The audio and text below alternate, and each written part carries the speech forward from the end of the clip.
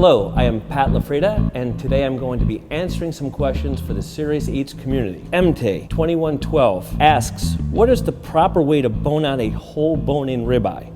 I have 2 bone-in ribeyes and I am cooking them for Christmas Eve and would like to cook them boneless. This is a bone-in ribeye. The only reason that you would ever buy this bone-in is to use the bone in some capacity. So we're gonna remove the bone and then we're gonna put it back on for cooking purposes. Keep in mind that the bone is crescent shaped, yet your knife is straight. So we're gonna start by inserting our knife right above those bones and sliding it straight down, almost as if we're shaving those bones off.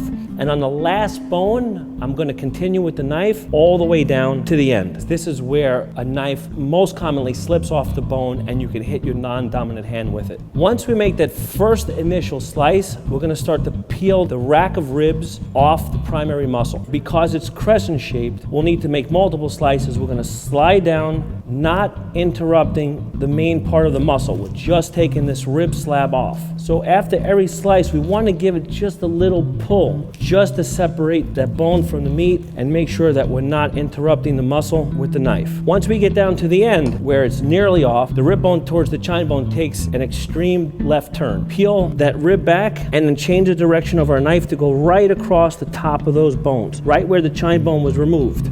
And that's how you remove the rib bones. A favorite way that my dad would make a whole prime rib at home was to remove these bones and then to put them back on for the cooking process. When it's done cooking, this can just be removed, eaten separately, and then you have your boneless ribeye. So we'll put this rib back on, we'll take our butchering string, and then we're just gonna go in between each of the 7 rib bones. And right there where we see those 2 rib bones end, we're gonna make our first butchering knot. And we wanna make sure that the knots all end up in the same place, which will make a great plate presentation. Now what my dad would do is once he would remove the bones, he would then season with salt and pepper the entire inside of this and then put the bones back on top. So while it was roasting, it was actually seasoning and marinating the meat in its own juices. So that's our last knot. This will keep this roast nice and secure. And on the opposite side, you could just even out the strings just with your finger, and this will be your bone-in, boneless ribeye roast.